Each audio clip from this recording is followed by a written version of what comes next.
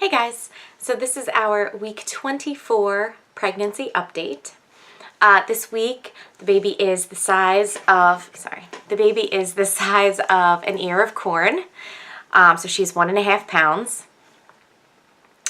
I am still up 15 pounds from pre-pregnancy weight, so I'm kind of holding steady.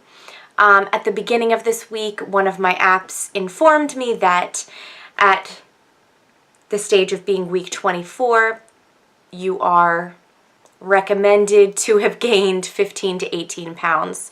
So I'm within the acceptable range, so that is wonderful. Also a cool update that one of the apps gave me, and I'm sorry I can't remember which, I have 3. I will list them below in case you are interested. One of them let me know that this was the first viability milestone, which I believe means that if necessary, the baby would most likely be able to survive outside of the womb from here on out. So everything has, the basics are developed.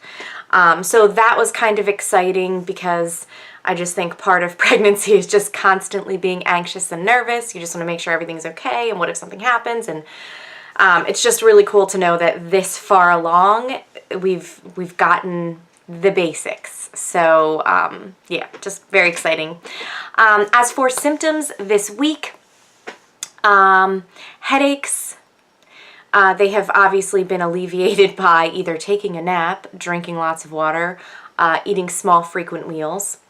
And speaking of eating small frequent meals, that has been more important recently because my belly has been getting bigger, and I guess, you know, everything else is getting kind of smushed in there.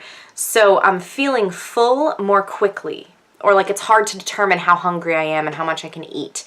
So I found it I'm more comfortable eating small frequent meals. So I'm still eating the same amount of food that I was before. Like in previous weeks, I'm just kind of spreading it out a bit more because it can feel like just a lot in my, I don't know, torso. So I found that to be helpful. I have been quite tired. I've been grumpy. I've been emotional. I'm reading a book right now, not a pregnancy book. I just asked for recommendations from friends and family on books that they just really liked. And so I'm reading one. There are 3 by this author that are it's not a series, you can read any one of them. I'm reading, it's called My Grandmother Said to Tell You She's Sorry. I know it's a long title, but it's very good. But it does have moments, you know, it's an emotional, heart-wrenching type of book. And so I did sob while reading it this week. Not like tear up and a teardrop, no, like sobbed, red face, blowing my nose. Anyway, so I do think that's a little more emotional maybe than typical me. But I do obviously get into books and, you know, feel strongly about the characters and what's happening and such. So anyways, I do recommend that book if that is something you would be interested in. I'll leave a link for that below as well. A bit of anxiety.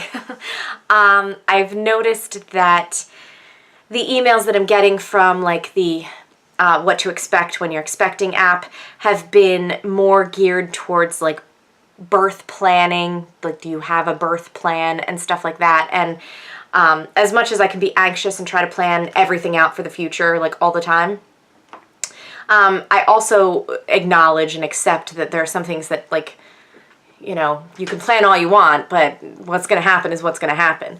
So it kind of made me nervous, and I've been just thinking about the whole process of giving birth, and I'm just really nervous about it. I'm really nervous and stressed, and I'm gonna do a lot of praying, and I'm gonna do some research and take a childbirth class and a breastfeeding class. Just try to prepare myself as much as possible.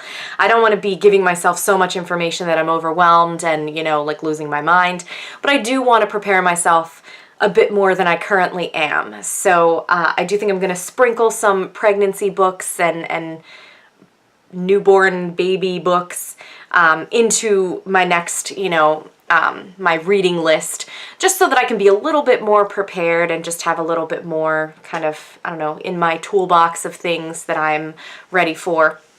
My coworkers did take me out to lunch, and they chipped in and got me something from my registry. They got me my rocking chair / glider. So I'm super excited. So of course we have not done anything to the nursery. We have just acknowledged which of our spare rooms is going to be the nursery. We haven't done anything else. We haven't moved anything. We've made a couple of plans, like we're going to get a new ceiling fan. Well, right now it just has a light, but we're going to get a ceiling fan. And obviously I've registered for it, but we've done nothing. And I'm like so nervous because like the moment I found out that I was pregnant, we talked about the rooms and what we were going to do. And I was like, okay, let's get this nursery together. Like I was just like ready from the get-go. So of course now that we're, a little past the halfway point, I like want it to be ready. I'm nervous. So anyways, my coworkers are awesome. I'm very lucky to work with such awesome people, and I'm super excited. But I am incredibly nervous, and I want everything to be prepared, and it's just not, and I think that's just life, so hopefully it is prepared by the time the baby arrives. That's my goal, so we'll see what happens. Also, I would love your guys' input on a co-sleeper. What are your thoughts on that? So this is where you get like a separate bassinet / smaller crib, and you have it in your own room, and that's where the baby sleeps at the beginning of their life. So I'm just curious as to your thoughts on that. I'm a little nervous because I know that they don't have to go by the standards, like the same standards as the cribs. And obviously that would then be waking us both up each time, as opposed to maybe trying to like alternate nights that we wake up with the baby, whereas if they're in the room, we're both probably going to wake up every time. I don't know what I'm doing. I have no idea. What are your thoughts on this? Did you do this and it worked? Do you prefer it? Just tell me what you think. I guess I should register for all of these things and just see what I get and go from there and try things. We're also obviously hoping to have another baby or to conceive another child at some point. So I know perhaps something that doesn't work for this one may work for the next baby. I don't know. But I'm just, there's so many things, and I'm just so confused and overwhelmed. I don't know what I'm going to want to try and what I'm not, and what's going to work and what's not. My God, it's so overwhelming. So thank you guys so much for watching and joining me on this journey. I'm really excited and nervous, and thank you.